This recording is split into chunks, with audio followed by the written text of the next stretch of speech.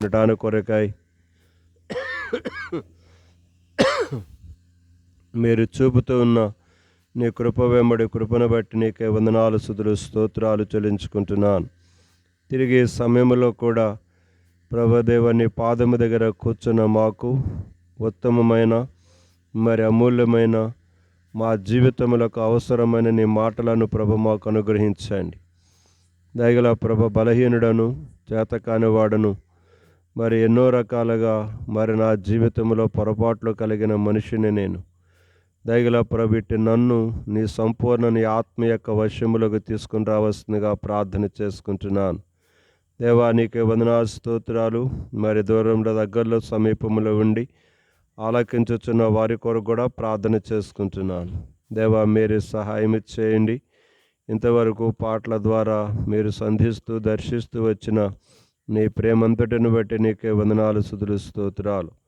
దయగల మా ప్రభుడవు పరిశుద్ధుడైన దేవ మరొక్కసారి మరి వీరిని బట్టి సామ్రాజ్యమును జ్ఞాపకం చేసుకుంటున్నాను. వారి ఇరువుని ప్రేమించి వారికి ఇచ్చిన కుమారుడు శామ్యూలను బట్టి శోభాను జ్ఞాపకం చేసుకుంటున్నా. వారి ఇరువురిని ప్రేమించి ఇచ్చిన గర్భఫలాన్ని బట్టి కూడా నీకే స్తుతులు స్తోత్రాలు. దయగల ప్రభు వారి పక్షంగా మీరు చేసిన నీ మేలును బట్టి కృతజ్ఞతగా మరి సమయంలో ప్రింగలి తండ్రి మీ యొక్క సన్నిధిని మరొక్కసారి ప్రభు నా మీద మా మీద మా అందరి మీద మేము కోరుకుంటున్నాం. మీరే మాతో మాట్లాడుతూ రండి. ఈ మైక్ సిస్టమును ఈ కరెంటును సమస్తాన్ని మీ ఆధీనంలో ఉంచుకొనండి. మీరు చూపిన నీ కృప వెంబడి కృపను బట్టి స్తుతిస్తూ ఆరాధిస్తూ నా ప్రభును నా రక్షకుడునైన యేసుక్రీస్తు ప్రభు వారి యొక్క శక్తిగల ఔన్నత్య నామమున వందనములు చెల్లించి ప్రార్థిస్తున్నాను తండ్రి. ఆమేన్.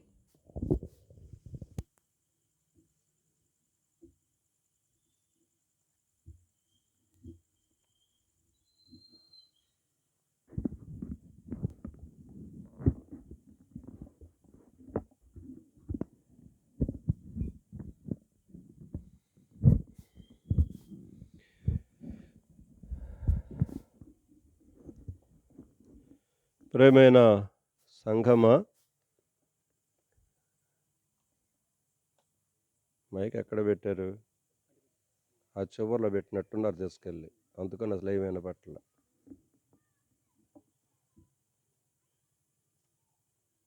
మైకు ఈ ప్రహరీ గోడ మీద ఆ చివర మూరలో పెట్టుకోండి. ఇటు వినపడద్దు అటు వినపడద్దు. అటు వినపడద్దు ఇటు వినపడట్లేదు కదా.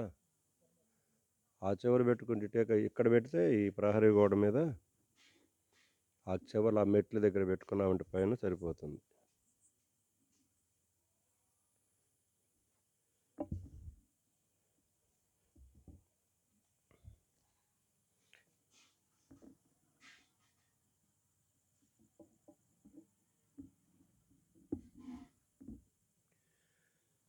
సరే, సమయంలో దేవుని యొక్క సన్నిధిని మనము మరొకసారి ఇలాగా కలిగి ఉండటానికి కొరకై ఆయన మనకు చూపించిన ఆయన ప్రేమను బట్టి ఆయన స్తుతిస్తూ ఆరాధిస్తుంటున్నాం. 2 వచనాలు మొదటిగా చదువుకుందాం. కీర్తన గ్రంథం 127 అధ్యాయము 3వ వచనం మొదటిగా చదువుకుందాం.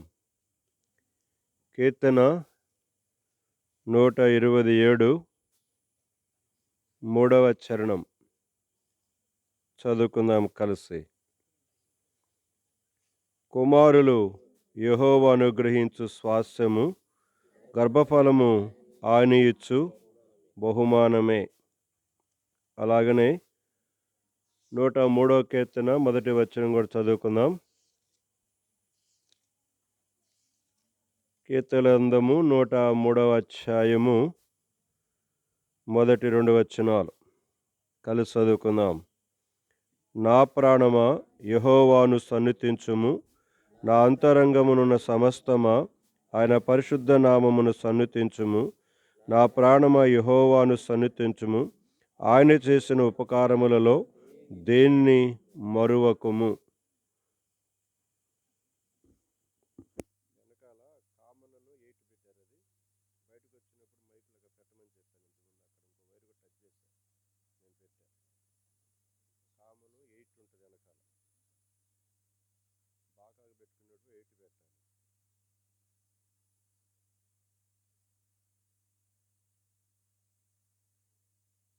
4 తీసేసి 8కి పెట్టు.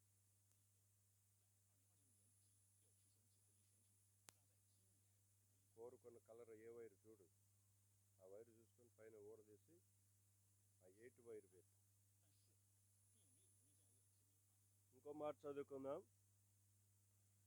ద్వితీయోపదేశ కాండముల గ్రంథం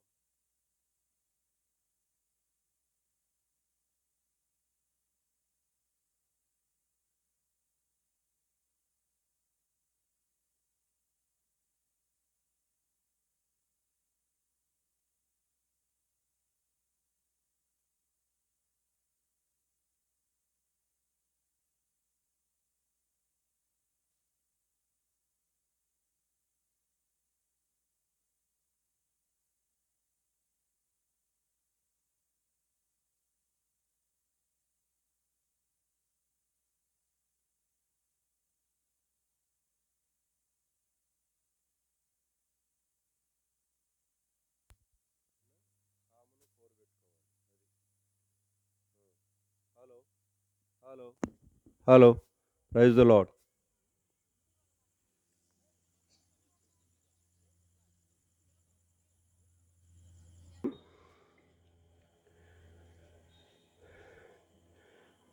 ఎందుకంటే చిన్న మైక్ డయాఫ్రామ్ చిన్నది ఉంటుంది, అందుకని 4 పెట్టుకోవాలి. కామన్ సువార్త దానికి సైకిల్ కట్టుకునే దానికి, అది గుర్తుపెట్టుకోండి ఎప్పుడు కూడా.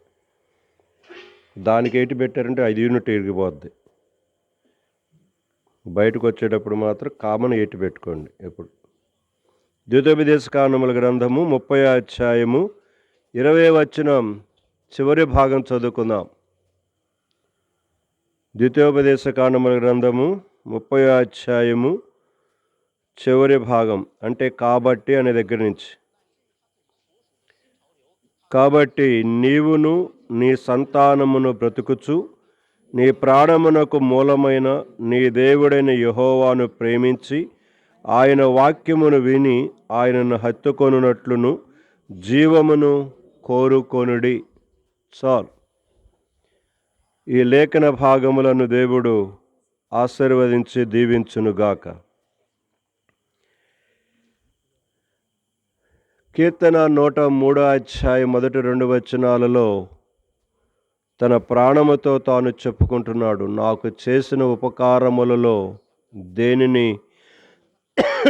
మరువకుము నా ప్రాణమా, నా దేవుడిని స్తుతించు, నా దేవుడిని ఘనపరచు అని తన ప్రాణముతో చెప్పుకుంటున్నాడు. ఏ మేలు చేశాడు? అదుకొని మనము 127 3వ వచనం చూస్తూ వచ్చినాం. గర్భఫలము ఆయన అనుగ్రహించు బహుమానము, కుమారులు ఆయన అనుగ్రహించు స్వాస్యం.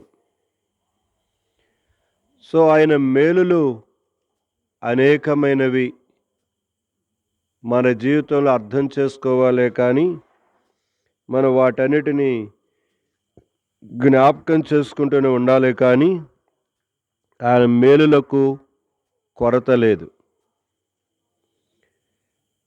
మనుషుడు ఎప్పుడైనా మనుషుడికి కీడు చేస్తాడేమో కానీ దేవుడు ఎప్పుడూ మానవుడికి కీడు చేయడు. ఒకవేళ ఏదైనా సమస్య జీవిత యాత్రలో వెళుతున్నప్పుడు, కీడు గుండా, నష్టము గుండా, అపాయం గుండా వెళుతున్నప్పుడు అది మన జీవితంలో దేవుడు అనుమతించాడంతే. మన స్వయంకృత అపరాధము ద్వారా మనము తెచ్చుకున్నట్టు యొక్క పరిస్థితిని దేవుడు అనుమతించాడు. అయితే ఆ కీడులో నుంచి కూడా దేవుడు బయటకు మేలును తీసుకురాగలిగిన శక్తి ఉన్నది ఆయనకి.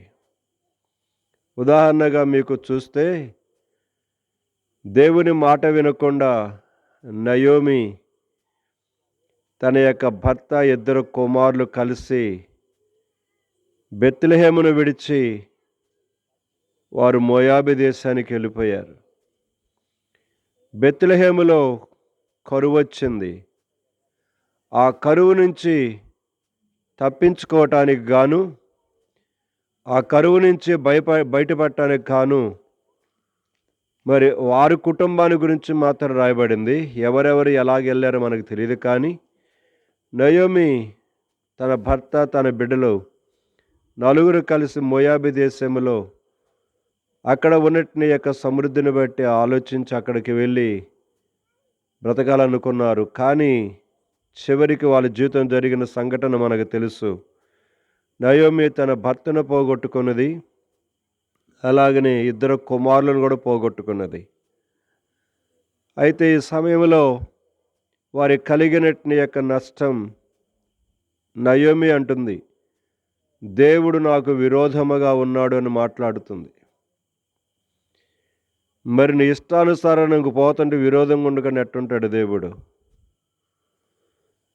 అంటే నీ ఇష్టం వచ్చినట్టు పోతున్నా కూడా దేవుడు నీకు సహాయం చేయాలన్నమాట. కనుకనే మన జీవితంలో దేవుడు ఏం చేస్తుంటాడంటే, సరిపోయితే అని అంటాడు. అక్కడ నష్టం జరిగిన తర్వాత మనం బుద్ధి తెచ్చుకుంటా మిమ్మల్ని చూస్తాడు. నయోమి జీవితంలో తీవ్రమైన నష్టమే, అది ఎన్నడూ ఎవరు పూడ్చలేని నష్టం.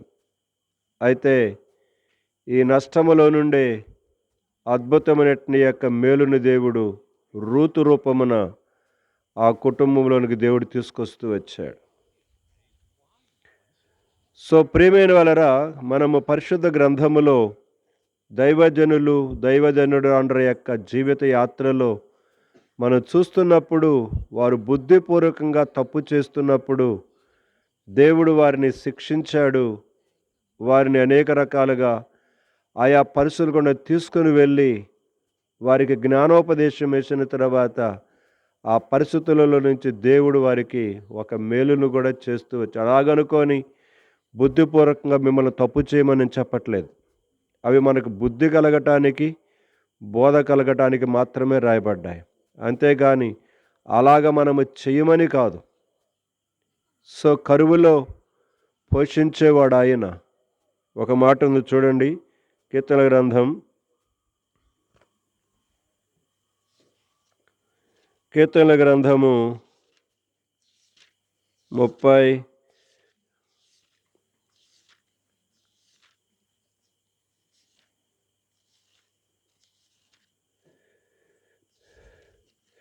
33వ అధ్యాయము 18వ వచనం చదువుతున్నాను నేను. కీర్తన 33:18. వారి ప్రాణమును మరణము నుండి తప్పించుటకును, కరువులో వారిని సజీవులుగా కాపాడుటకును. గమనించాల పదాలు. సో కరువులో కూడా ఆయన సజీవులుగా మనలను కాపాడగలిగిన సామర్థ్యము కలిగిన దేవుడు. ఎందుకంటే పరిశుద్ధ గ్రంథములో, హబక్కు గ్రంథంలో ఒక మాట ఉంటుంది, నీతిమంతుడు విశ్వాసం మూలమున జీవిస్తాడు.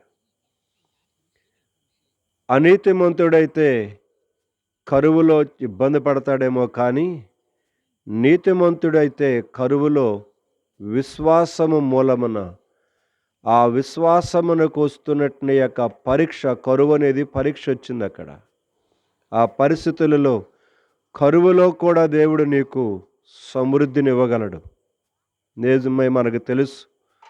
21వ అధ్యాయములో, ఆదికాండములో హాగరు తన కుమారుని తీసుకొని వెళ్ళిపోతూ ఉన్నది. ఆ విధంగా అబ్రహాము ఇంటి నుంచి పంపించేసేసాడు. ఆ సమయంలో ఆ యొక్క తిత్తిలో ఉన్న నీళ్ళన్నీ అయిపోయినాయి. ఆ బిడ్డ యొక్క చావు చూడలేక ఆ బిడ్డను పొదచాటున పడేసి తల్లి దూరమున వెళ్ళి ఎలుగెత్తి ఏడుస్తూ ఉన్నది. ఎంతో బాధపడుతున్నది ఆ పిల్లవాని యొక్క చావు చూడలేక. సో ఆ సమయంలో, ఆ అరణ్యములో, ఆ పరిస్థితులలో, అక్కడ నీరు చుక్క దొరకని ఆ ఎడారి ప్రాంతములో దేవుడు ఆశ్చర్యకరముగా ఆమె నేత్రాలు తెరువ చేసినప్పుడు ఆమె వెనుదిరిగి చూస్తే ఏం కనబడింది? నీటి ఊట. అవును, ఎడారిలోను అనేకమైన పరిస్థితులలో ఆయన నీటి ఊటలను కలుగు చేయగలిగేవాడు.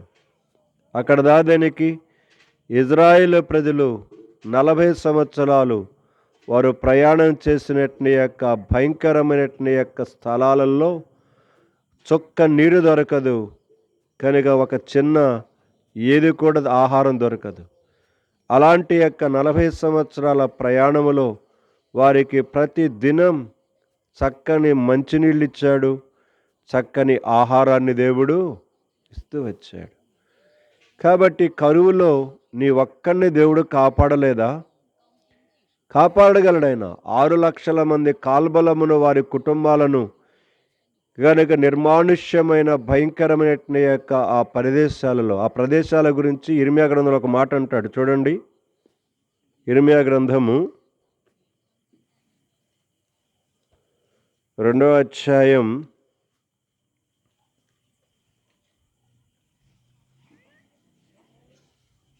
2వ అధ్యాయము ఇక్కడ అంటాడు, 6వ వచనం నుంచి చదువుతున్నాను నేను. ఐగుప్తు దేశములో నుండి మమ్మను రప్పించిన యెహోవా ఎక్కడున్నాడని అరణ్యములో అనగా, ఇప్పుడు చెబుతున్నాడు గమనించండి. అక్కడ ఆ ప్రాంతాలు ఎలాగుంటాయో. ఎడారులు గోతులు గల దేశములో అనావృష్టియు గాఢాంధకారమును కలిగి ఎవరును సంచారమైనను నివాసమైనను చెయ్యని దేశములో మమ్మను నడిపించిన యెహోవా ఎక్కడ ఉన్నాడని జనులు. సో మనుష్యుడు నివసించటానికి కూడా వీలు లేని ప్రాంతాలు అవి.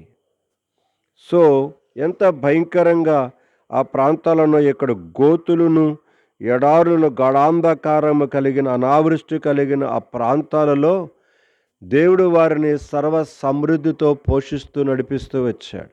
సో ఏమైనప్పటికీ నయోమి ఆ విధముగా తన యొక్క ఇష్ట ప్రకారంగా వెళ్ళిపోయింది. అయినప్పటికీ ఆ నష్టములో ఆ కీడులో దేవుడు వారికి ఒక రూతు అనేటి యొక్క చక్కని బహుమానమును దేవుడు వారికి ఇచ్చాడు. సో దేవుని యొక్క సన్నిధిలో మన జీవితాల జ్ఞాపకం చేసుకుంటున్నాం. ఆయన చేసే మేళ్ళు, ఆయన చేసే ఉపకారాలు ఒకటి కాదు. వాటిని వివరించటము, వాటిని తెలియపరచటము, వాటిని జ్ఞాపకము చేసుకోవటము ఎవడి తరము కాదు.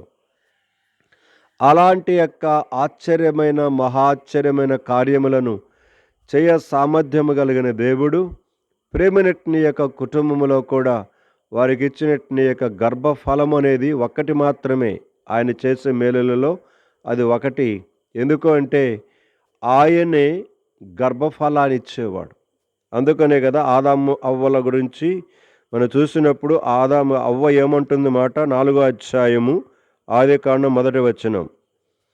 ఆదాము తన భార్య అయిన హవ్వను కూడినప్పుడు ఆమె గర్భవతి కయ్యూను కని యెహోవా దయవలన నేను ఒక మనుషుని. ఆ మాటలు గమనించాలి. దేవుని దయ వలన నేను ఒక మనుషుని సంపాదించుకున్నాను అంటుంది. ఎస్, బిడ్డలు కలిగి ఉండాలంటే దేవుని దయ చాలా అవసరం. దేవుని దయ లేకుండా బిడ్డలు కలగటం అనేది అది ఇంపాసిబుల్. అందుకని మనం చదువుకున్న 127వ అధ్యాయం 3వ వచనములో గర్భఫలము యెహోవా అనుగ్రహించు బహుమానము అన్నాడు. కుమారులు ఆయన అనుగ్రహించు స్వాస్యము, అది బహుమానం, ఇది స్వాస్యం. ప్రియులు జ్ఞాపకం చేసుకోవాలి, ఆయనే బహుమానముగా స్వాస్యముగా బిడ్డలనివ్వాలి. అంతేకాని ఈ లోకములో ఎవరి ద్వారా ఏ విధముగా కూడా బిడ్డలు కలగటం అనేది అది అసాధ్యం. ఒకవేళ మనుషుడు రకరకాలుగా ఈ దినాలలో కొన్ని రకరకాల ప్రయోగాలు చేస్తున్నాడు, అది వేరే విషయం. సో జీవిత యాత్రలో మరి దేవాతి దేవుడు ఆ విధముగా కుటుంబములా మేలులు చేస్తూ వచ్చాడు. సో ఇంకా ఎన్నో మేలులు జరిగిస్తూ వచ్చాడు దేవుడు. అయితే వీటన్నిటికీ కృతజ్ఞతగా నువ్వు ఏం చెల్లిస్తే బాగుంటుంది? వేలాది కోడెలనా, లేకపోతే గొర్రెలనా? వేటిని? మీకా గ్రంథంలో అంటాడు కదా, ఏమి అర్పించి నీకు నేను ఆ యొక్క బాకీని తీర్చగలను? వేలాది నదులంత విస్తారమైన తైలమనా అని అంటాడు. నో, ఇవి ఏవి కూడా దేవుడిని సాటిస్ఫై చేయలేవు. కాబట్టి ఆయన మేలులు చేసేవాడు. రెండవదిగా ఆ మేలేదో ఏం చేశాడో బిడ్డల పక్షంగా అది చూస్తూ వచ్చినాం. మేలులు చేసినట్టు యొక్క ఆ దేవుడిని మనము ఏదో చిన్న మీటింగ్ పెట్టుకొని కూడబెట్టుకొని వెళ్ళిపోతే దీనితో తృప్తి చెందుతాడని ఎప్పుడు అనుకోవాకండి దేవుడు. ఇవి అసలు దేవుడికి కనుక మనం అర్పించే చిన్న ఆరాధన మాత్రమే ఇది. చిన్న ఆరాధనలో ఆయన కృతజ్ఞత కలిగి ఉండటం ఇది చిన్నది మాత్రమే. అయితే ఆయన ఏమని కోరుకుంటున్నాడు? ఇప్పుడు మనం అదే చూడబోతున్నాం. మూడవగా చదువుకున్న మాట. రండి ద్వితీయోపదేశ కాండముల గ్రంథం వెళ్తాం. 30వ అధ్యాయము చివరి వచనములో చివరి 4 లైన్లు. కాబట్టి నీవును మొదటిదిగా, రెండవది నీ సంతానమును. గమనించాలి ఆ పదాలు. వీరయ్య భార్య సామ్రాజ్యమ్మ. సో నీవును నీ సంతానం అంటే ఇచ్చినట్టు నీ యొక్క 2 పిల్లలు, వారిని దేవుడు ఏం చేస్తూ వచ్చాడు? మళ్ళీ కుటుంబాలుగా అనుగ్రహిస్తూ వారికి కనుక సహాయపడుతూ వారి దాంపత్య జీవితం నడిపిస్తూ వచ్చాడు. నీవును నీ సంతానమును బ్రతుకుచు. ఆ పదాలు గమనించాలి. సో చాలాసార్లు మనం అనుకుంటాం, నేను కదా బ్రతుకుతుంది, దేవుడు నాకేం చేశాడు, నేను కదా కష్టపడుతుంది, నేను కూడా చాకరీ చేస్తుంది అని చాలాసార్లు మనం అనుకుంటాం. ఇక్కడ గమనించాలి ఆ పదాలు.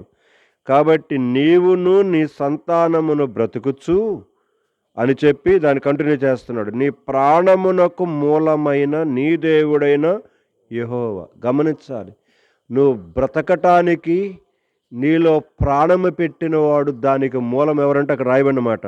నీ ప్రాణమునకు మూలమైన నీ దేవుడైనా.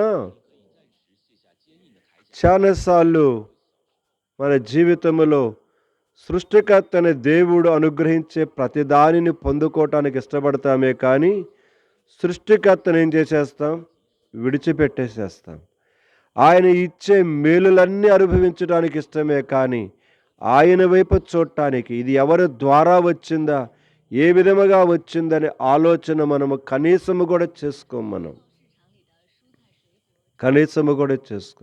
ఇక్కడ చెబుతున్నాడు, కనుక నీవును నీ సంతానమును బ్రతుకుచు నీ ప్రాణమునకు మూలమైన నీ దేవుడైన యెహోవాను. 3 విషయాలు ఉన్నాయి ఇప్పుడు ఇక్కడ, మనం అవే చూసుకోబోతున్నాం. కనుక వీరయ్యకి నేను చెప్పేది అదే, మా సామ్యాలయ్యకి చెప్పేది అదే. మా సామ్యాలయ్య ఉన్నాడు ఇక్కడ? ఉన్నాడో లేడో? ఏం పలకట్లేదు వెనకాల వీరయ్యాళ్ళు. పోయాడు, ఎటువో బజారు పోయాడా?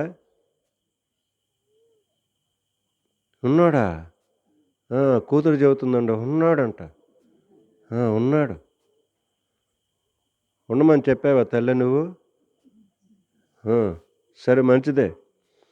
సో చూద్దాం. కానీ ఇక నేను నవ్వుకోవటానికి చెప్పట్లేదు ఈ మాటలు. ఇక్కడ రాయబడిన మాట పదాలు గమనించారా? నీవును నీ సంతానమును బ్రతుకుచు నీ ప్రాణమునకు మూలమైన నీ దేవుడైన యెహోవాను మొదటిది ప్రేమించి. నెంబర్ 2 ఆయన వాక్యమును విని.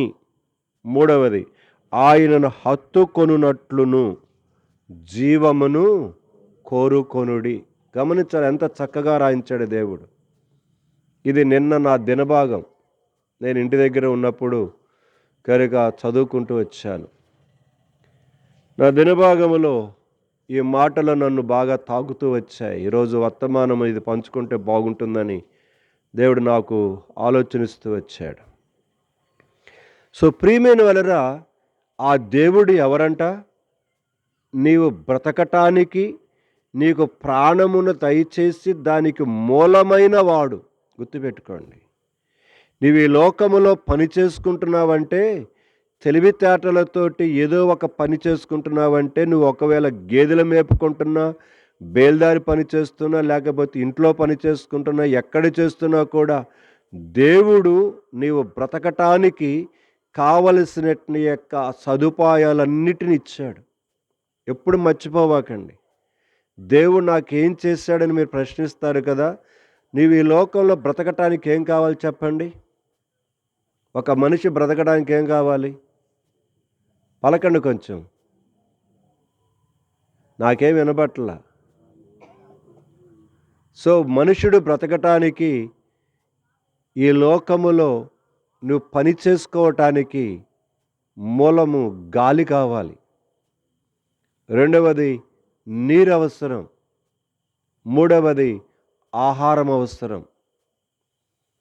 సో ఈ ఆహారమును ప్రక్కన పెడితే ఈ గాలిని, నీటిని, వెలుతురును నువ్వేమైనా కొంటున్నావా? కొనుక్కొస్తున్నామా మనం చెప్పని అడుగుతున్నాను నేను.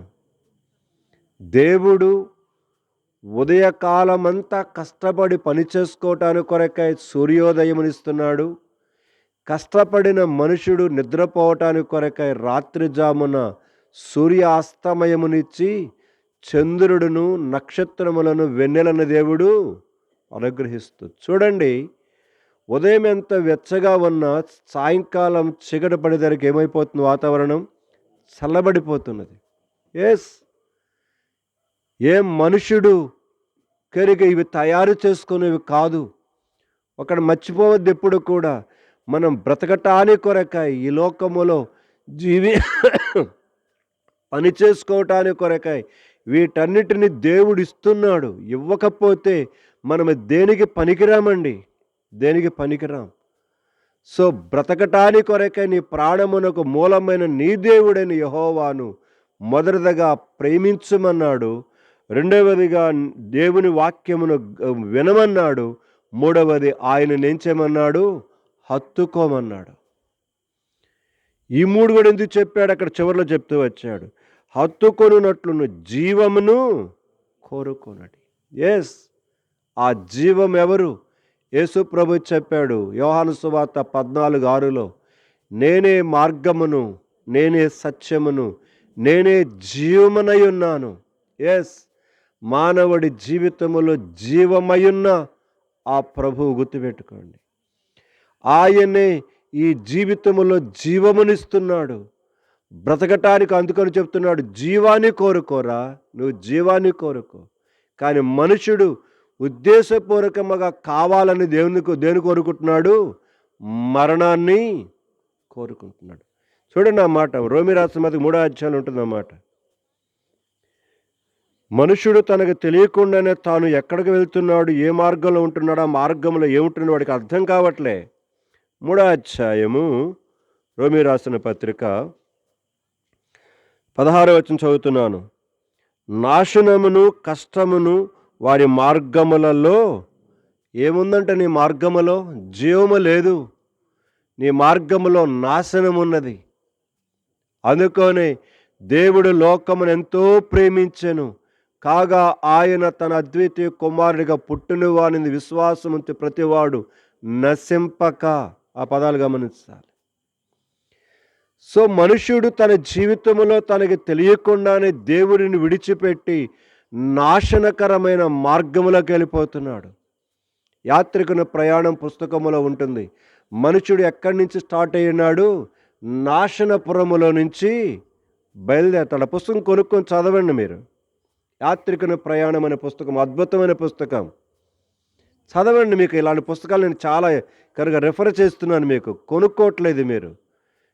నీ యొక్క ఏ కాడికి పనికి మాలిన చెత్తనికి సీరియల్కి ఆ డబ్బులు పెట్టి దాని మొఖాన్ని పెట్టి చూస్తున్నారు. కానీ ఇదిగో ఇట్లాంటి యాత్రికుడి ప్రయాణం చదవండి.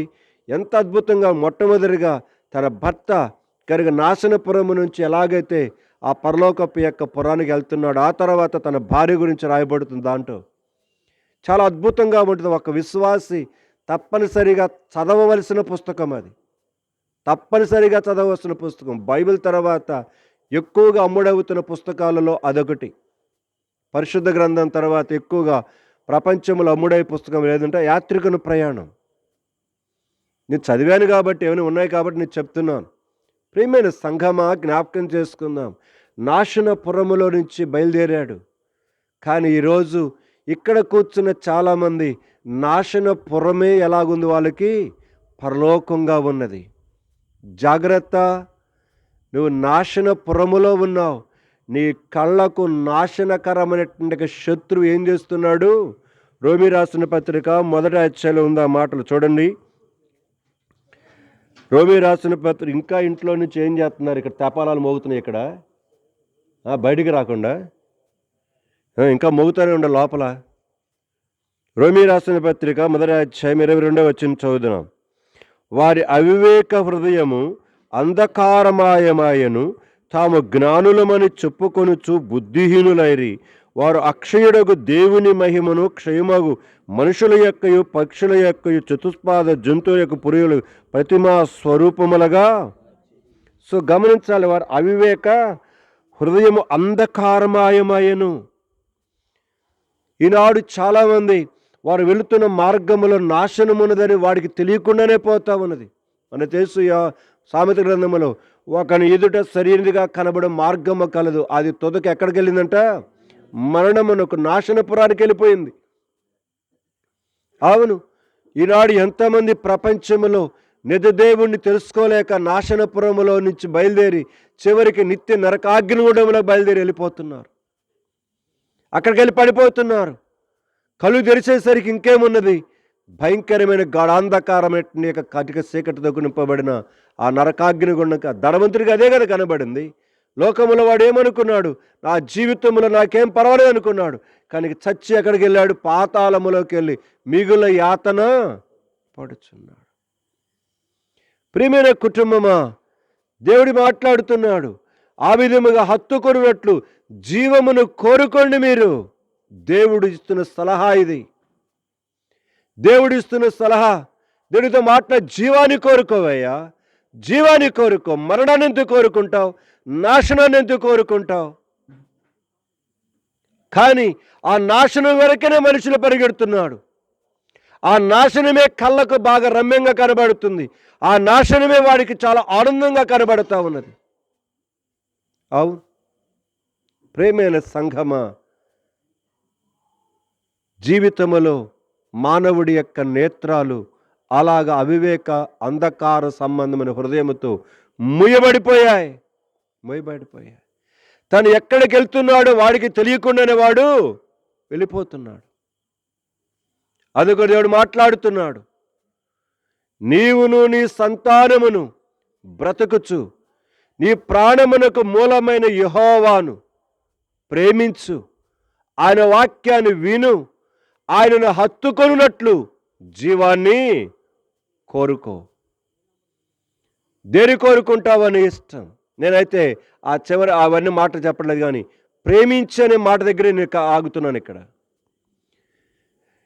నీ ప్రాణమునకు మూలమైన నీ దేవుడైన యెహోవాను ప్రేమించటం అంటే అర్థమేంది? ఈ మధ్య గృహ కొడుకులు చెప్పాను మీకు, ప్రేమించటం అంటే అర్థమేంది? ఈ మధ్యగా చెప్పింది మర్చిపోయినారు అప్పుడే. యోహాను సువార్త 14:21. ప్రేమించడం అంటే ఏంటిది? అమ్మాయి దగ్గరికి వెళ్ళి గులాబీ పువ్వు ఇవ్వటమా? అబ్బాయి దగ్గరికి వెళ్ళి గులాబీ పూలు ఇవ్వటమా ప్రేమించడం అంటే? ఇదంతా దరిద్రమైన ప్రేమలో. ఈ ప్రేమలు శాశ్వత, ఈ నాశనం చేసేవి. ప్రేమ అంటే అది కాదు. ఏంటిదట? చదవండి ఒకరు. యోహాను సువార్త 14:21. నా ఆజ్ఞలను అంగీకరించి వాటిని గైకొనువాడే నన్ను ప్రేమించువాడు నా తండ్రి వలన ప్రేమింపబడును.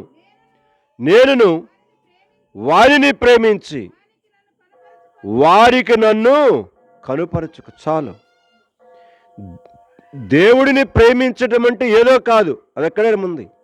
ఇంకో మాటగా చదువుదామా? మత్తయి సువార్త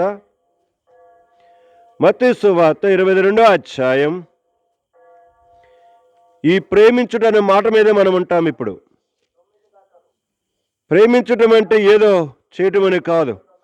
22వ అధ్యాయము 37వ వచనం. అందుకాయన నీ పూర్ణ హృదయముతోను, నీ పూర్ణ ఆత్మతోను, నీ పూర్ణ మనసుతోను నీ దేవుడైన ప్రభువును ప్రేమింపవలనన్నది. ఇంకొంచెం క్లియర్గా చెప్తున్నాడు. నీ పూర్ణ హృదయముతో, నీ పూర్ణ ఆత్మతో, నీ పూర్ణ మనసుతో, నీ పూర్ణ శక్తితో, నీ పూర్ణ వివేకముతో, నీ పూర్ణ బలముతో అని రకరకాల మాటలున్నాయి. నీ దేవుడిని ఏం చేయి? ప్రేమించు. సో నీ పూర్ణ హృదయంతో ప్రేమించడం అంటే ఏంటిదంటే అదే ఆయన మాట, ఆయన ఆజ్ఞలను నెరవేర్చటమే. నేను ఈరోజు నెట్లోకి వెళ్ళాను దీని గురించి కావాలని. ఎందుకంటే పాత నిబంధన గ్రంథము కంటే క్రొత్త నిబంధన గ్రంథములో ఎన్ని ఆజ్ఞలు ఇచ్చాడు దేవుడు మొత్తం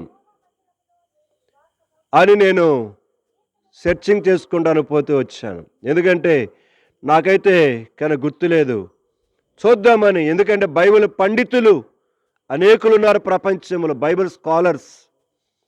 వారి యొక్క అద్భుతమైన వాళ్ళ అనుభవాలు, బైబిల్లో ఎన్నో విషయాలు క్రోడీకరించి బైబిల్ కామెంటరీస్ రాశారు వాళ్ళు.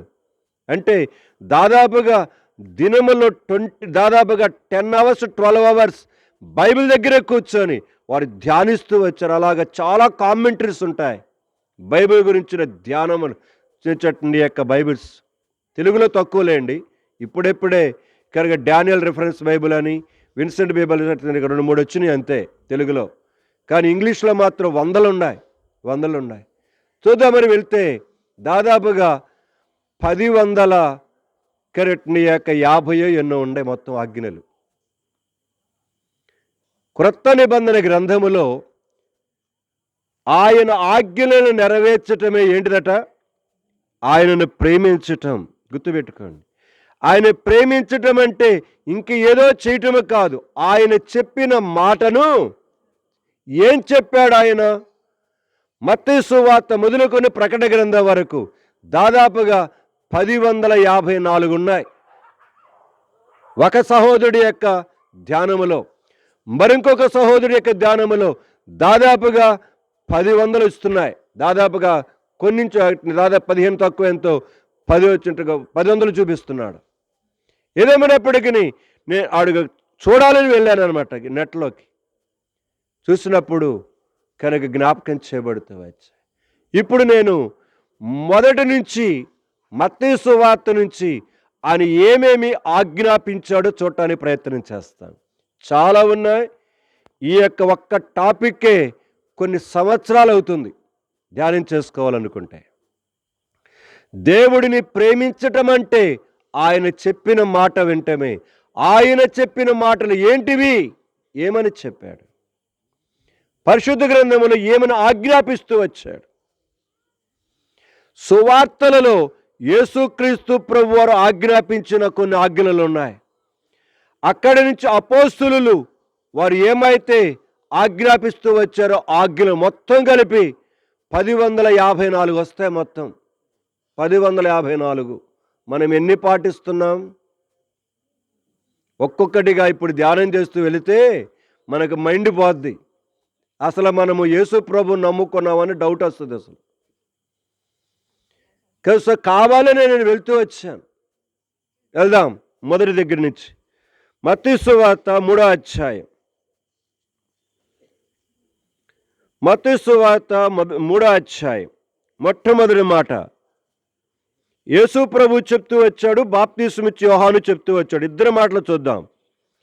మత్తయి సువార్త 3వ అధ్యాయము మొదటి 2 వచనాలు చదువుకుందాం. మొదటి 2 వచనాలు. ఆ దినముల యందు బాప్తిస్మిచ్చి యోహాను వచ్చి పరలోక రాజ్యము సమీపించి ఉన్నది, మారు మనసు పొందుడని యూదయ అరణ్యములో ప్రకటించుచు. చాలు. మొదటిది ఏంటిది? మారు మనసు పొందుడి. యేసు ప్రభు కూడా ఏమన్నాడండి? చూడండి, అదే 4వ అధ్యాయము 17వ వచనం చదువుదాం. 4వ అధ్యాయం 17వ వచనం. అప్పటి నుండి యేసు పరలోక రాజ్యము సమీపించినది గనుక మారు మనసు పొందుడని చెప్పుచు ప్రకటింప. సో ఇక జ్ఞాపకం చేసుకోవాలి, దేవుడు ఉపకారాలు చేశాడు. ఏం ఉపకారం చేశాడంటే గర్భఫలాన్ని ఇచ్చాడు. మరి దేవుడు చేసినట్టు యొక్క ఈమెయిల్ కొరకాయ దేవుడు ఏమని చెప్తున్నాడంటే, నీవును నీ సంతానమును బ్రతుకుచు నీ ప్రాణమునకు మూలమైన యెహోవా యొక్క ఆయనను ప్రేమిస్తూ ఆయన వాక్యమును విని ఆయన హత్తుకొనున్నట్లు జీవమును కోరుకొని చెప్తున్నాడు. సో దేవుడు నీకు సంతానాన్ని ఇచ్చాడు, నీ సంతానానికి మళ్ళీ సంతానాన్ని ఇస్తూ వచ్చాడు. దేనికంటే తిని ఒళ్ళు పెంచుకొని తిరగడానికి కొరగాడు, తాగడానికి కొరకు కాదు. అది విషయం గుర్తుపెట్టుకోండి. దేవుడు నువ్వు అడిగినా అడగకపోయినా దేవుడు నీ సంతానాన్ని ఇస్తూ ఉన్నాడు. నీ సంతానానికి సంతానాన్ని ఇస్తున్నాడు. వారికి సంతానం ఇస్తున్నాడంటే నీవు ఆయన ప్రేమిస్తూ, ఆయన మాట వింటూ, ఆయన హత్తుకొని, జీవాన్ని కోరుకొని నిత్య జీవమైన పరలోక రాజ్యములో ప్రవేశించినట్లుగా చేయబడాలని కోరుకుంటున్నాడు. సో దేవుని ప్రేమించుట అంటే ఏంటిదో ప్రశ్న వేసుకొని సమాధానం చూస్తుంటున్నాం. ప్రశ్నకు సమాధానముగా యోహాను సువార్త 14 అలాగనే 21 చూసుకున్నాం. ఇప్పుడు ఆజ్ఞలు ఏంటివి? మొదటిది మారు మనసు పొందుడి.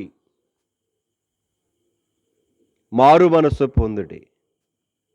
ఇది నాకు ఇంతకుముందు తెలియలేదు, కానీ ఈ మధ్య దైవజనుల యొక్క జీవితములలో ఉన్న కొన్ని విషయాలు, అలానే పరిశుద్ధ గ్రంథము చదువుతున్నప్పుడు నా మట్టుకు నాకు డౌట్ వచ్చింది, నేను మారు మనసు పొందానా అని. ఇక్కడ కూర్చున్న మనమందరం ప్రశ్నించుకోవాల్సింది, మారు మనసు పొందామా? మారు మనసు అనేటువంటిది ఒక అద్భుతమైన, బలమైన, లోతైన, చాలా అద్భుతమైన టాపిక్. ఇది ఒక రోజుతోటి పూర్తయ్యే ప్రక్రియ కాదు. మారు మనసు పొందాలి, మారు మనసు పొందుతూనే ఉండాలి. చనిపోయే వరకు మారు మనసు మార్పు మనము చెందుతూనే ఉండాలి. ఒక్కసారి నేను మార్పు చెందేశాను, మారు మనసు పొందేసేసాను, యేసు ప్రభు నమ్ముకున్నాను, బాప్తిసం తీసుకున్నాను, ప్రభు బలలో పాలు పొందుతున్న పరలోక రాజ్యానికి వెళ్ళటంటే కుదరదు. మారు మనసు అసలు పొందామా? మారు మనసు అంటే అర్థం ఏంటిది? దీనికి హీబ్రూలో, అంటే పాత నిబంధన గ్రంథం అంతా హెబ్రూలో రాయబడింది, క్రొత్త నిబంధన గ్రంథం గ్రీకులో రాయబడింది. ఈ రెండు పదముల యొక్క అర్థం ఏంటంటే తిరుగుట. అంటే నేను ఇప్పుడు పడమర వైపుకి తిరిగి ఉన్నాను, మీరు తూర్పు వైపుకి తిరిగి వింటున్నారు. ఇప్పుడు తిరుగుట అంటే నేను పూర్తిగా మళ్ళీ ఏం కావటము, తూర్పు వైపుకి తిరిగిపోవటం, ఒక్క యాంగిల్ కూడా ఇది లేకుండా. అలాగనే మీరు తిరగటం అంటే మీరు తూర్పు నుంచి అటుకు తిరగటం అన్నమాట, పడమరకి పూర్తిగా 180 డిగ్రీలు మన జీవితంలో పూర్తిగా తిరగటము. తిరిగామా? నా మట్టుకు నేను బోధన చేస్తున్నానే కానీ తిరిగానా? నేను వచ్చి వాక్యం వింటున్నామే కానీ మన జీవితంలో తిరిగామా? మార్పు చెందామా? మార్పు చెందుతూ ఉన్నామా? ఏమో డౌటే.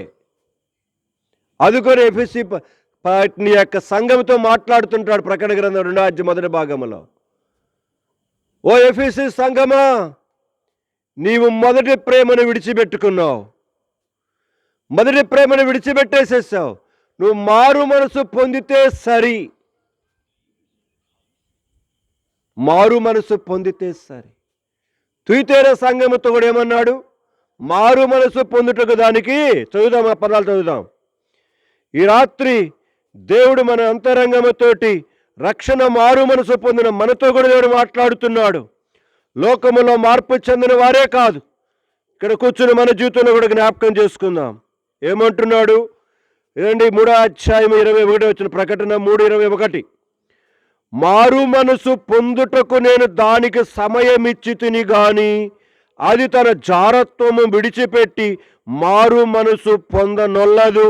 ఇదిగో నేను దానిని మంచము పట్టించి దానితో కూడా వ్యభిచరించువారు దాని క్రియల విషయమై మారు మనసు పొందితేనే గాని వాని బహు శ్రమల పాలు.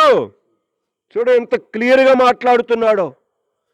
తుయితేర సంఘములో ఉన్న విశ్వాసులు వీళ్ళందరూ, తుయితేర సంఘములో ఉన్న దేవుని బిడ్డలు, తుయితెర సంఘములో ఆయన స్వరక్తం ఇచ్చి సంపాదించబడి మారుపు చెంది మారు మనసు పొంది బాప్తిసం తీసుకొని ప్రభుబలలో పాలు పొందుతూ సంఘముగా చేర్చబడి వధువు సంఘము కొరకాయ మేము కూడా సిద్ధపడ్డాం.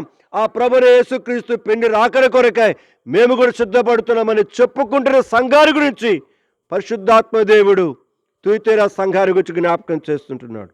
మారు మనసు పొందడానికి దానికి సమయం ఇచ్చా. ఆల్రెడీ మారు మనసు పొందారు వాళ్ళు,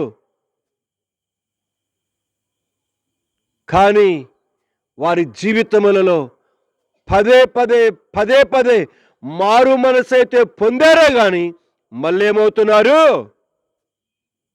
వెళ్ళిపోతున్నారు. ఏమంటాడండి ఆ మాట గురించి? ఒక మాట ఉంది చూడండి, పేతురు పత్రిక అనుకుంటాను,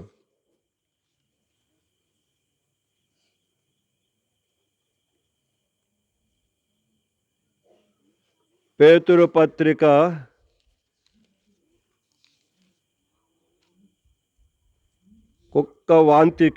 2వ పేతురు పత్రిక 2వ అధ్యాయము 22వ వచనం చదువుదాం. చివరి వచనం. మార్పు చెందటం అంటే ఏంటిదో చూద్దాం.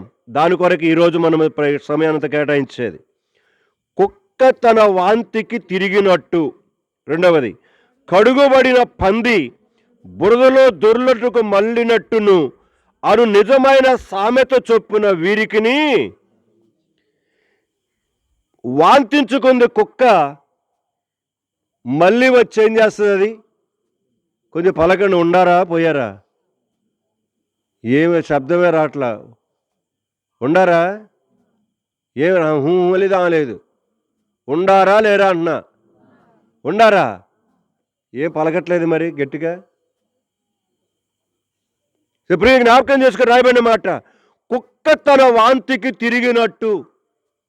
నిజమే, రక్షించబడినప్పుడు, మార్పు చెందినప్పుడు, మారు మనసు పొందినప్పుడు తిరిగా నేను. తూర్పు నుంచి పడమరకు, పడమర నుంచి తూర్పుకు పూర్తిగా తిరిగా. కానీ తిరిగిన నేను మరలా ఏం చేశాను? కుక్క వాంతికి తిరిగినట్టు. రెండో ఇచ్చాడు. కనుక కడుగుబడిన పంది బురదలో దొర్లుటకు మళ్ళినట్టును. చూడండి ఏ యొక్క వాటిని ఉపయోగించాడో చూడండి ఇక్కడ. అంటే మనం ఎవరం ఇప్పుడు?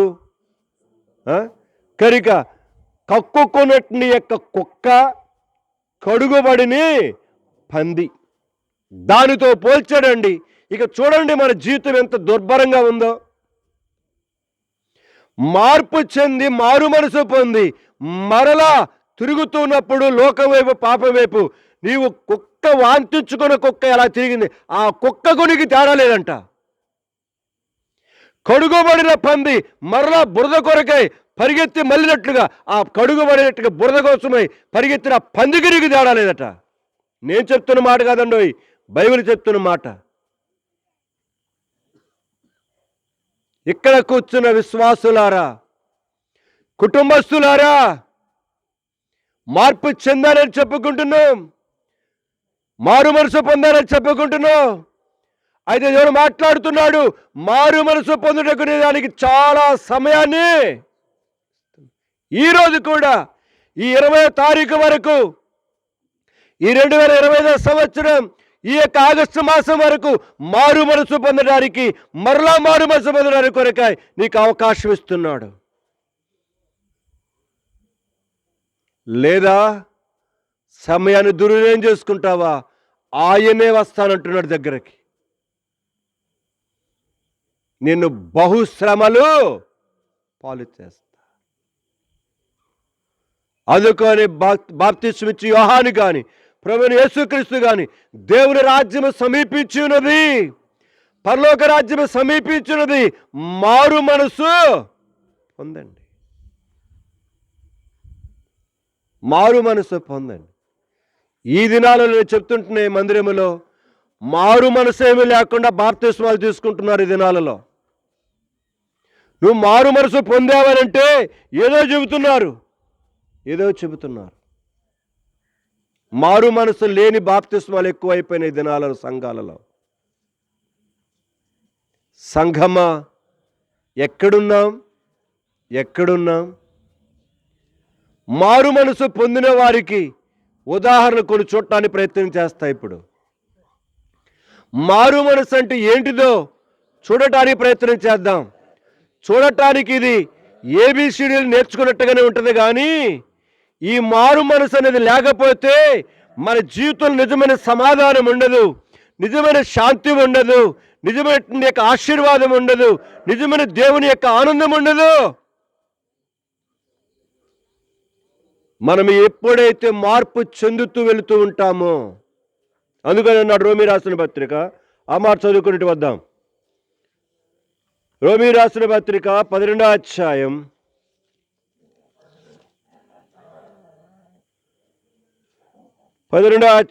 మొదటి 2 వచనాలు చదువుకుందాం. కాబట్టి సహోదరులారా, పరిశుద్ధమును దేవునికి అనుకూలమైన సజీవ యాగముగా మీ శరీరములానికి సమర్పించుకొనుడని దేవుని వాక్యమును బట్టి మిమ్మల్ని బతిమాలుచుకొనుచున్నాను. ఇట్టి సేవ మీకు యుక్తమైనది. మీరు ఈ లోక మర్యాదను అనుసరింపక ఉత్తమమును అనుకూలమును సంపూర్ణమునై ఉన్న దేవుని చిత్తం మీద పరీక్షించి తెలుసుకున్నట్లు మీ మనస్సు ఏందంట? ఎవరితో మాట్లాడుతున్నాడు? రోమాలో ఉన్న పరిశుద్ధులతో మాట్లాడుతున్నాడు. మీ మనసులు మారి నూతన మగుట వలన రూపాంతరము మీరు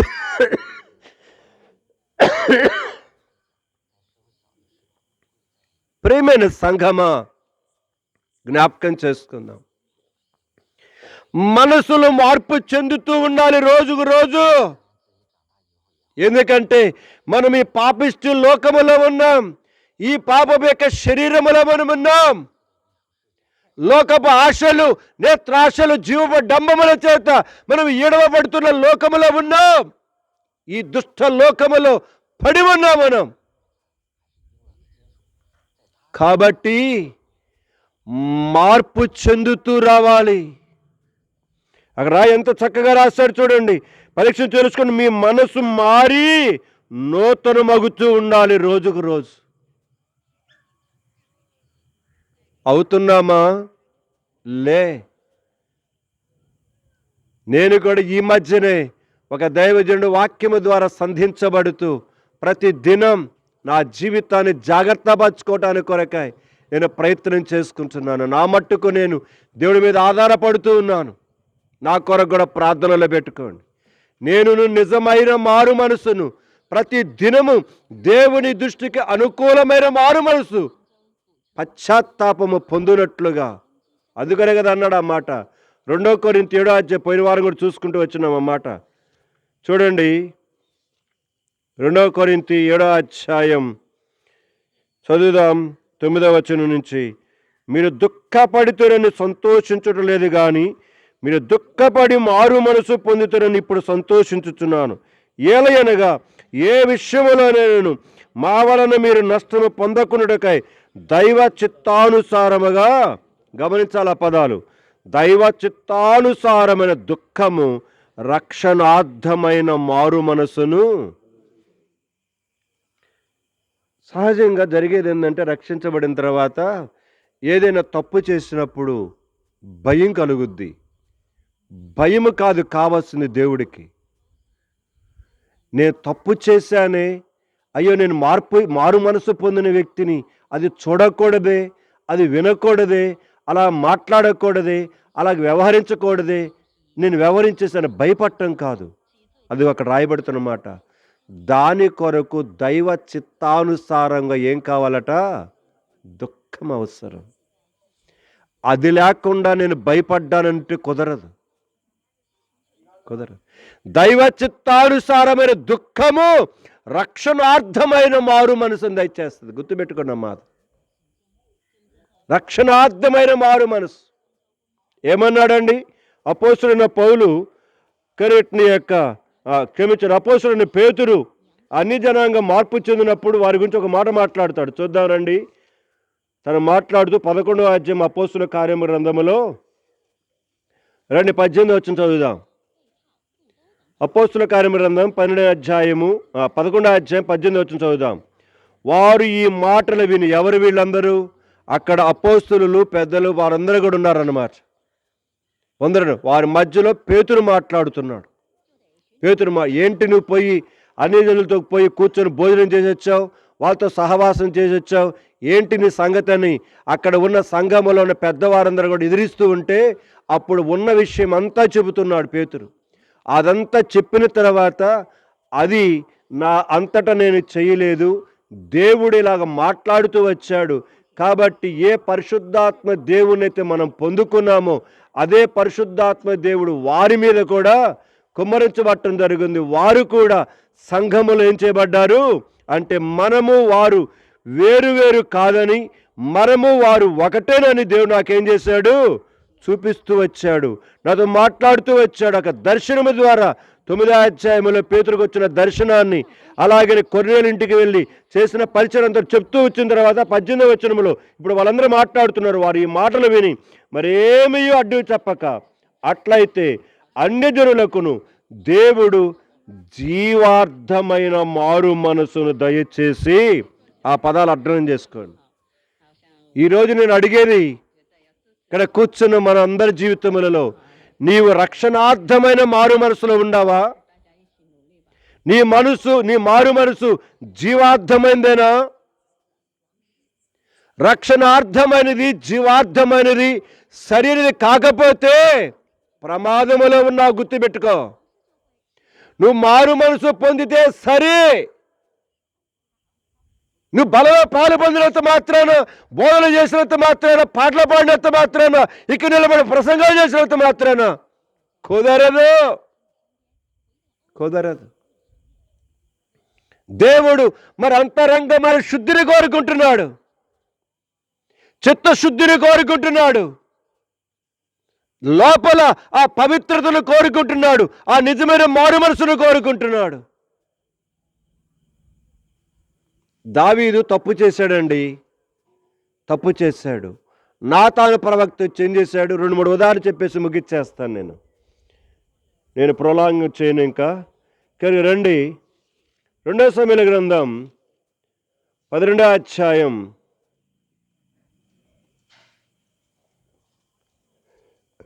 10వ వచనం నుంచి నాతాను కనుక దేవుని యొక్క ఆత్మ బడి ఏం చెప్పమన్నాడు చెబుతున్నాడు.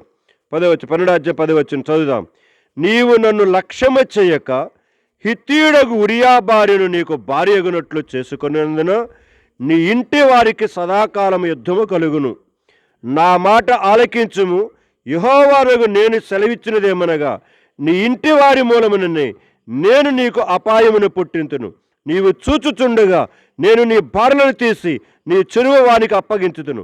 పగటి యందు వాడు వారితో శయనించును. నీవు ఈ కార్యము రహస్యముగా చేసేదివి గాని ఇతరులందరూ చూచుచుండగా పగటి యందు నేను చెప్పిన దాన్ని చేయింతును.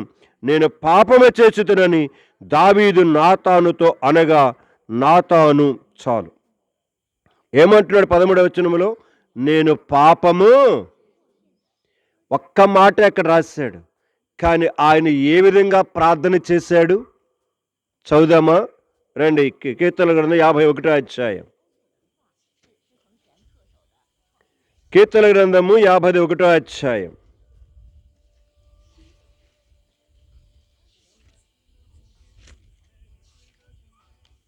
దీనికంటే ముందుగా 32వ అధ్యాయంకి వెళ్దాం. ఇది కూడా దావీదు తప్పు చేసినప్పుడు, సరి చేసుకున్నప్పుడు రాసిన పాటే, వీటిని యొక్క కఠిన పాటే. 32వ అధ్యాయము ఇక్కడ అంటారు, చదువుదాం మొదటి నుంచి. తన అతిక్రమములకు పరిహారము నొందినవాడు, తన పాపమునకు ప్రాయశ్చిత్తు నొందినవాడు ధన్యుడు. యెహోవా చేత నిర్దోషిని ఎంచబడినవాడు, ఆత్మలో కపటము లేనివాడు ధన్యుడు. నేను మౌనునై ఉండగా దినమంతయు నేను చేసిన నా ఆత్మధ్వని వలన నా ఎముకలు క్షీణించినవి. దివారాత్రులు నీ చెయ్యి నా మీద బరువుగా ఉండెను. నా సారము వేసవి కాలం నిండినట్లాయను. నా దోషమును కప్పుకొనక నీ ఎదుట నా పాపమును ఒప్పుకొంటిని. యెహోవా సన్నిధిని నా అతిక్రమములు ఒప్పుకొందును అనుకుంటుని. నీవు నా పాప దోషమును పరిహరించి. ఇదండి నిజమైన మారు మనసు అంటే. పాపం చేశాను భయపడటం కాదు, దేవుని దగ్గరికి వెళ్ళి పశ్చాత్తాపడటం అన్నమాట. నేను దోషమును కప్పుకొనక నీ ఎదుట నా పాపమును ఏం చేస్తున్నాను? ఒప్పుకుంటున్నా, పశ్చాత్తాపడుతున్నా, సజేసుకుంటున్నా. ఎన్నాడన్నా ఈ జీవితం ఉందా? జీవితంలో ఒక తోటి సహోదరుడిని, ఒక తోటి సహోదరుని అనరాని మాట అనేసేసావు. దేవుని దగ్గరికి వెళ్ళి ఎప్పుడన్నా కన్నీళ్లు విడుస్తూ నిజమైన హృదయంతోటి, దుఃఖముతో, పశ్చాత్తాపముతో దేవుని దగ్గరికి వెళ్ళి పని చేసుకొని, ప్రార్థన చేసుకొని సరి చేసుకున్నావా? లే. నేను తప్పు చేశాను అనుకున్నావు అంతే. అంతేగాని దాన్ని ఏం చేసావు? అట్లాగనే ఎన్నున్నాయి ఈ లోకములో మనం రక్షించబడిన దగ్గర నుంచి ఒక్కసారి ఆలోచించండి. రక్షణార్థమైన మారు మనసు రాకుండా, జీవార్థమైన మారు మనసుగా రాకుండా ఎన్ని రకాలుగా మారు మనసు పొందామని చెప్పి మనకు మనమే మెప్పించుకుంటూ, మభ్యపడుతూ మోసపోతున్నాం మనం. ఇక్కడ కూర్చున్న సహోదరుడా, సహోదరి, ఇంకా లోకములో తప్పులు చేస్తూ, దేవుని మాట వినకుండా నిష్టానుసారంగా వెళ్ళిపోతూ, తినుచు, త్రాగుచు, తెగుతూ ఇంకా మార్పు చెందకుండా ఎంతకాలం ఉంటావు? తుయితేర సంఘంతో మాట్లాడుతున్న మాట, మారు మనసు పొందుటకు నేను దానికి చాలా సమయాన్ని ఈ రాత్రి ప్రియమైన ఇంటి వారికి కూడా అదే చెప్తున్నాను. శోభాకి అదే చెబుతున్నాను, సమయానికి అదే చెబుతున్నాను, ఇద్దరికి అదే చెబుతున్నాను, మా వీరకి కూడా అదే చెబుతున్నాను, మా సామ్రాజ్యం అక్కడ అదే చెబుతున్నా. ఏదో నేను వచ్చేసాను, బలలో పాలు పొందాను, కుదరదు, కుదరదు. జీవిత యాత్రలో ఎన్ని రకాలుగా మలినమైపోతూ బురదలు పూసుకుంటున్నాం మన జీవితంలో. ఎన్నిసార్లు కరిగా కుక్క తన వాంతికి మళ్ళినట్టుగా మరుగుతున్నాం. కడుగుబడిన పందికి వలె మరలా పాపం జోలికి పోతున్నాం మన జీవితం. తెలియదా నీకు? నీ అంతరంగానికి తెలియదా? ఎవరి మనస్సాక్షికి వాళ్ళకి తెలుసు. ఎవరో చెప్పాల్సిన పనులే. దేవుడు నాతాను ప్రవక్తను పంపించి చెప్పకముందు దావీదుకి తెలియదా? ఇది తెలుసు. అయినప్పటికీ తనలో ఏం రాలేదు? తప్పు చేసినందుకు ఏమొచ్చింది? భయం వచ్చింది. ఆ 11వ అధ్యాయములో ఆ భయముతోటే ఏం చేస్తూ వచ్చాడు? చెయ్యకూడని పనులు. ఇంకోటి, ఆమె భర్తను ఏం చేస్తూ వచ్చాడు? భయం. అది తాను తప్పు చేశాడు, తప్పు బయటపడద్దేమని భయముతో చేశాడు అది. అంతేగా నిజమైన పశ్చాత్తాపం రాలా. ఆ తప్పుతో మళ్ళీ ఇంకో తప్పు చేసి పడేస్తాడు. అవును, నిజమైన పశ్చాత్తాపం వచ్చినప్పుడు, దైవ చిత్తానుసారమైన దుఃఖం వచ్చినప్పుడు నిజమైన నీ యొక్క రక్షణార్థమైన మారు మనసు మనం కలిగి ఉంటాం. ఇప్పుడు ఏమంటున్నాడు 51వ అధ్యాయంలో? ఎక్కడికి చూద్దాం. 51వ కీర్తన. ఈ అధ్యాయం అంతా ఇంకా అద్భుతంగా ఉంటుంది.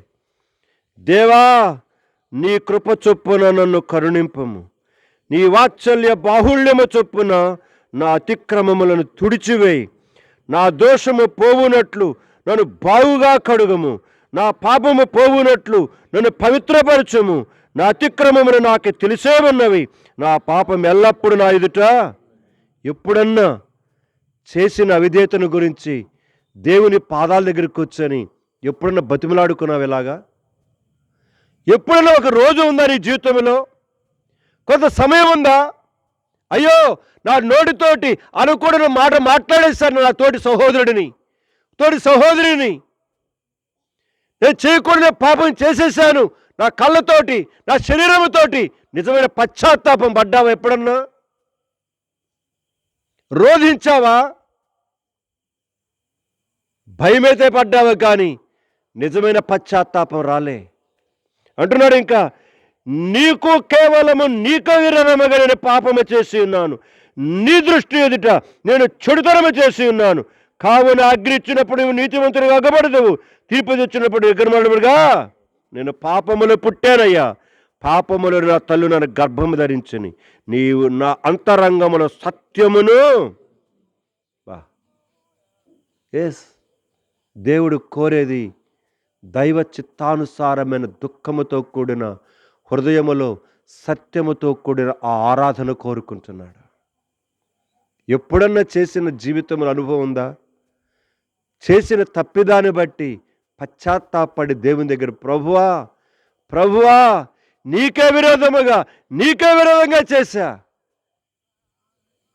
మనసులో అనుకున్నావే కానీ నిజమైన రోదన వచ్చిందా నీకు? నిజమైన కన్నీరు దేవుని పాదాల దగ్గర పాచామా? ఎప్పుడైతే నిజంగా మన అంతరంగంలో ఒప్పుకుంటామో హృదయం ఎలాగుంటుందో తెలుసా? చాలా తేలిగ్గా ఉంటుంది, బరువుగా ఉండదు. ఆ అపరాధపు యొక్క భావం మనలో ఉండదు. చాలా ప్రశాంతంగా ఉంటుంది హృదయపూర్తిగా ఒప్పుకుంటే. సో దావీదు జీవితాన్ని చూపించాను. రెండవది, నిజమైన మార్పు చెందటం అంటే, మారు మనసు అంటే చూద్దాం రండి. యోనా గ్రంథం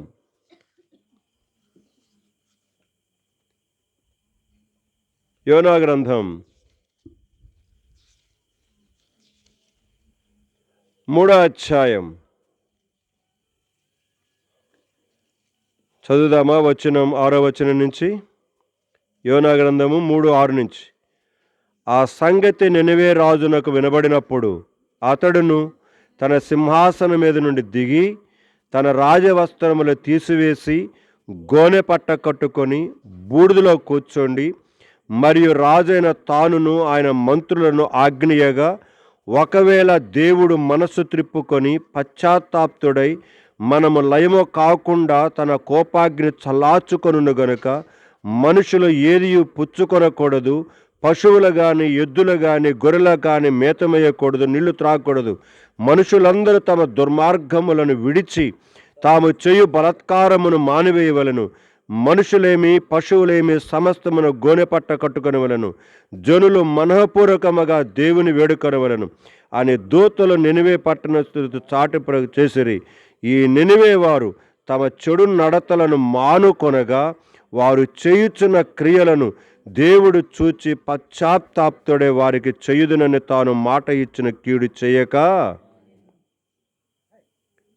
మిమ్మల్ని వెళ్ళి గోనెపట్ట కట్టుకోమని చెప్పట్లా, కానీ నీ ఒంటరిగా నీ గదిలోకి వెళ్ళి, నీ ఒంటరిగా నీ యొక్క ఇంట్లో మూలకి వెళ్ళి, లేకపోతే నీ మంచం దగ్గరికి వెళ్ళి నిజమైన ఆ పశ్చాత్తాపం, నినివే పట్టణస్థులు ఒకవేళ దేవుడు మనసు మార్చుకొని పశ్చాత్తాప్తుడై మనలను కనికరిస్తాడేమో, ఆ ఉగ్రత నుంచి తప్పిస్తాడేమోనని ప్రతి ఒక్కరు కూడా ఏం చేశారు?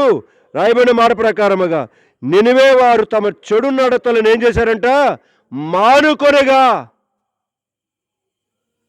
మనసు మార్చుకున్నారు, చెడు నడతలు మానివేసేశారు, చెడు తలంపులు మానివేసేశారు, చెడు ఆలోచనలు మానివేసేశారు.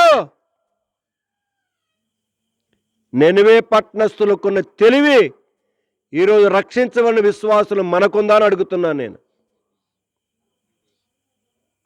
వారికున్న లోతైన పశ్చాత్తాపం మనము కలిగి ఉన్నామని అడుగుతున్నా నేను. నీ అంతరంగముతో మాట్లాడుతున్నాడు, నాతో మాట్లాడుతున్నాడు దేవుడు. సో ఆయనను ప్రేమించటం అంటే ఏదో కాదు, ఆయన ఆజ్ఞలను గైకొనటం, ఆయన ఆజ్ఞలను పాటించటం, ఆయన చెప్పిన మాట చేయటం. అందులో మొదటిది రిపెంట్ అంటాడు ఇంగ్లీష్లో. మారు మనసు పొందు, మార్పు చెందు, నూతన పరచబడు, రోజు రోజుకు రూపాంతరము లోనికి రా. అప్పుడేదో మారు మనసు పొందాలంటే కుదరదు.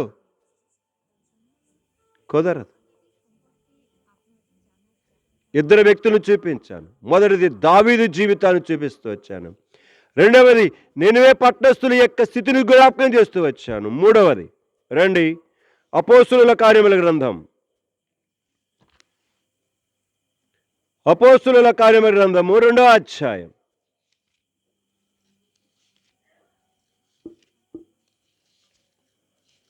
2వ అధ్యాయం చదువుకుందాం 36 నుంచి. మీరు సిలువ వేసిన ఈ యేసునే దేవుడు ప్రభువుగాను క్రీస్తుగాను నియమించెను. ఇది ఇజ్రాయేల్ వంశమంతా రూఢిగా తెలుసుకునవలెనని పేతురు ఏం చేశాడు? ప్రసంగం చేశాడు. ఇప్పుడు 37వ వచనం. వారు ఈ మాట విని హృదయములో నొచ్చుకొని అంటే పైన ఒకటేసి కింద ఏమన్నాడు? పొడవబడ్డారు. అంటే దేవుని వాక్యము వారి హృదయాలను ఏం చేసింది? పొడిచింది. పొడిస్తే ఏమొస్తుంది? అంతేలే, పొడిస్తే నిప్పు వస్తుంది అక్క, రక్తం కూడా వస్తుందిలే. పొడిస్తే ఏమవుతుంది? నొప్పి. అంటే నా జీవితంలో నేను తప్పు చేస్తున్నానని దేవుని వాక్యము చేత మనం పొడవబడుతున్నప్పుడు ఏం రావాలి? మనకి నిజమైన నొప్పి రావాలి, నిజమైన వేదన రావాలి, నిజమైన కన్నీరు రావాలి, దైవ చిత్తానుసారమైన దుఃఖము పొడవబడాలి, బాధ కలగాలి, నొప్పించబడి. దావీదుకు అలాంటి బాధ కలిగింది కనుకనే దేవుని దగ్గరికి వెళ్ళి ఏం చేశాడు? కన్నీళ్ళు ప్రవాహముగా నినివే పట్టణస్తులుగా నొప్పి కలిగింది కనుకనే వారందరూ వెళ్ళి ఏం చేశారు? దేవుని దగ్గర పశ్చాత్తాపడి కన్నీళ్ళు విడిచారు.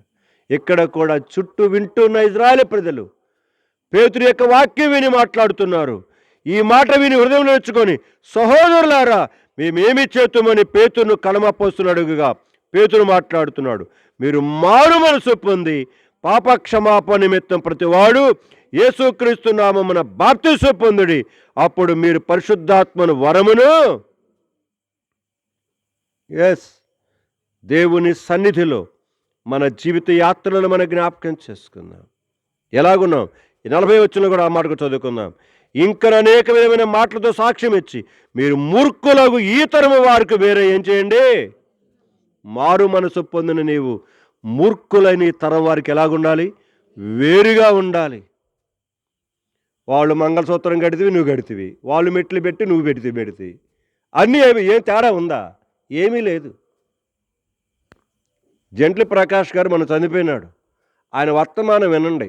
మంగళసూత్రాన్ని గురించి ఆయన బాగా చెబుతాడు. అసలు ఎత్తుకు వచ్చింది మంగళసూత్రం, ఎక్కడి నుంచి వచ్చింది, పద్ధతి ఏందో చెబుతాడు మీకు. నేను కొంతమంది పంపించే స్టేటస్లో పంపించాను ఆ వర్తమానం.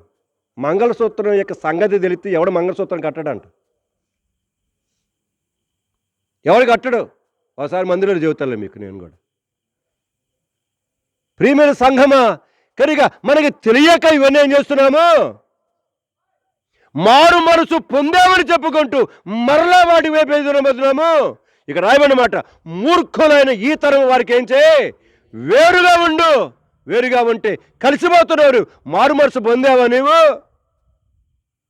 ఏం పొందావు మారు మనసు? వాళ్ళకి నీకు తేడా ఏంటిది? ఏమీ తేడాలే.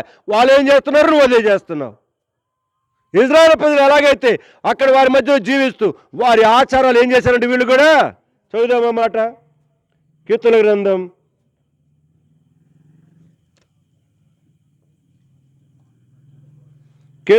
106వ అధ్యాయం 35వ వచనం చదువుదాం. 35వ వచనం. అన్యజనులతో సహవాసము చేసి వారి క్రియలు ఏం చేశారంట? రక్షించబడిన ఓ విశ్వాసి, నీ క్రియలు వాడు నేర్చుకోవాలి. ఇది లేదు ఈరోజు. వాళ్ళ అలవాట్లని మనము ఒకప్పుడు చేసావు. రక్షణ మారు మనసు పొందిన తర్వాత ఏది మార్పు చెందే దానికి రుజువేది అంటున్నా? రుజువేది? అందుకని వారికి వేరుగా జీవించు, వారితో కలిసిపోబాకు. బంధుత్వమే, అక్కడి దగ్గరికి వచ్చేసరికి కట్ అయిపోవటం అంతే. దీనికి ప్రార్థన అవసరం, త్యాగం అవసరం. ఎప్పుడైతే ప్రార్థన త్యాగం చేస్తావో నిందిస్తారు, అవమానపరుస్తాడు, రకరకాలుగా మాట్లాడతారు. అమ్మో బయలుదేరి వచ్చాడులేండి పెద్ద భక్తుడు, పెద్ద భక్తురాలు బయలుదేరి వచ్చింది, మాకు తెలుసులేవు అమ్మ, మాకు తెలుసులే. నవ్వుకుంటే నవ్వుకొని వాళ్ళ పళ్ళే బయటపడతాయి. ఒకరోజు నిలబడేది నువ్వు నిలబడతావు, నిన్ను ఎగతాళి చేసిన వారు కూడా దేవుని దగ్గర నిలబడతారు. గుర్తుపెట్టుకో. నేను ఒక చిన్న ఉదాహరణ చెప్పా. వారికి వేరుగా ఉండాల్సిన చాలా ఉన్నాయి మన జీవితంలో. మార్పు చెందటం, మారు మనసు పొందు. రిపెంట్, పరలోక రాజ్యం సమీపించింది, మారు మనసు పొందని ప్రకటిస్తూ ఉన్నాడు దేవుని సన్నిధిలో. రండి, ఎంతమంది చూపించారు ఇప్పుడు? కనుక ఇద్దరైనారా, ముగ్గురైనారా? ముగ్గురు.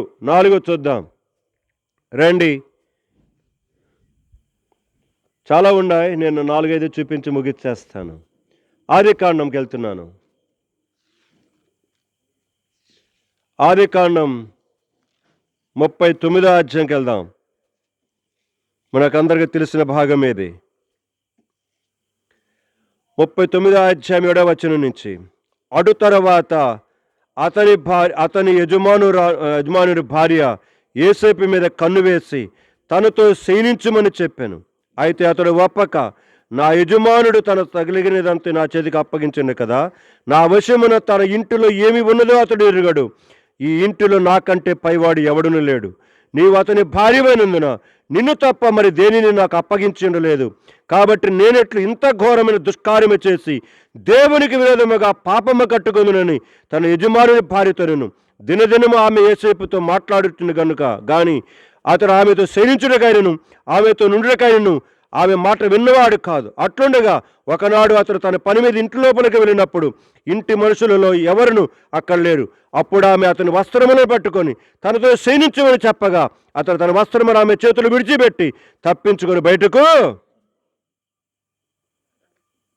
ప్రియమైన సంఘమా, మార్పు చెందినవాడు, మారు మనసు పొందినవాడు చేసే పనిది. పశ్చాత్తాపముతోటి తాను చేసినట్టు తప్పిదం విషయంలో దావీదుకు వలె, అయ్యా నేను నీ బిడ్డనే, కానీ మరలా నిన్ను నేనేం చేశాను? గాయం చేశా, బుద్ధిహీనుడినే తప్పు చేశానని ఒప్పుకున్నాడు. రెండవది, నినివే పట్టణస్థులకు అసలు దేవుడంటే ఎవరో తెలియదు. వారి జీవితంలో వారి ఇష్టానుసారంగా జీవిస్తున్నారు. అయితే నిజ దేవుని యొక్క ప్రేమ కలిగిన మాటలు వారికి ప్రకటిస్తూ వచ్చినప్పుడు నిజమైన మారు మనసు వారు ఎరుగుతూ వచ్చారు. వారు పశ్చాత్తాపడి నిజమైన దేవుడి వైపు తిరుగుతూ వచ్చారు. మూడవది, యూదా జనాంగం. వీరు కూడా వాక్యం బాగా తెలుసు, ధర్మశాస్త్రము తెలుసు, మోషే కట్టిన కట్టడలు తెలుసు, అన్నీ తెలుసు.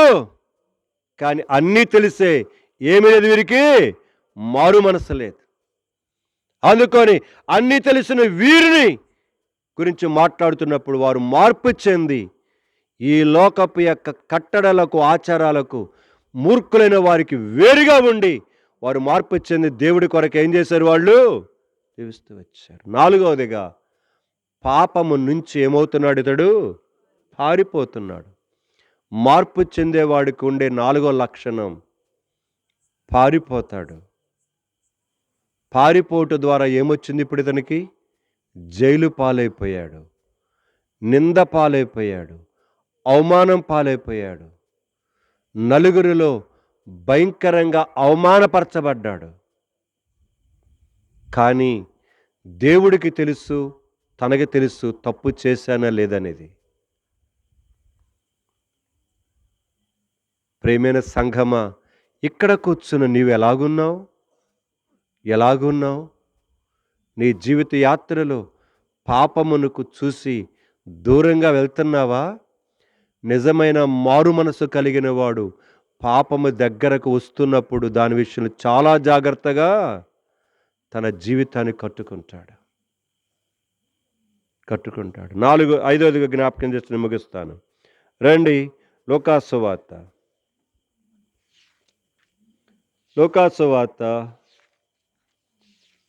19వ అధ్యాయం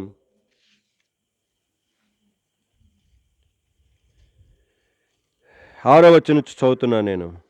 అతడు త్వరగా దిగి సంతోషముతో ఆయనను చేర్చుకొనెను. అందరూ అది చూచి ఈయన పాపి అయిన మనుషుని యొద్ద బస చేయ వెళ్ళినని చాలా సనుగుకొరి జక్కయ్య నిలువబడి, ఇదిగో ప్రభువా, నా ఆస్తిలో సగము బీదలకిచ్చుచున్నాను.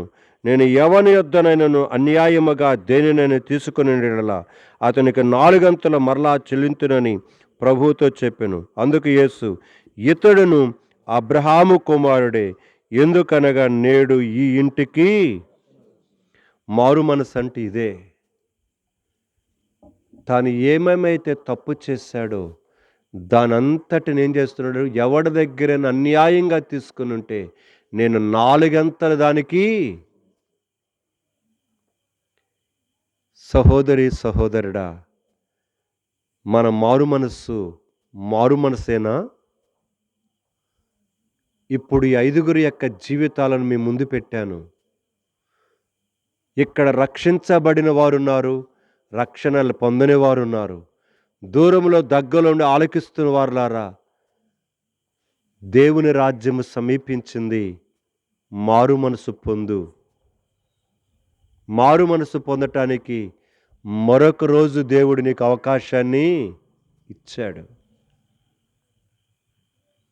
ఏం చేస్తావు నీవు?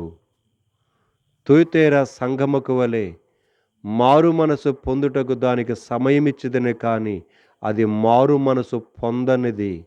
కనుకనే మారు మనసు పొందని దానిని నేనేం చేయబోతున్నాను? శ్రమల పాలు చేయబోతున్నా. ఈ రాత్రి దేవుని దీవెన కోరుకుంటావా, దేవుని శాపాన్ని కోరుకుంటావా? నీ ఇష్టం.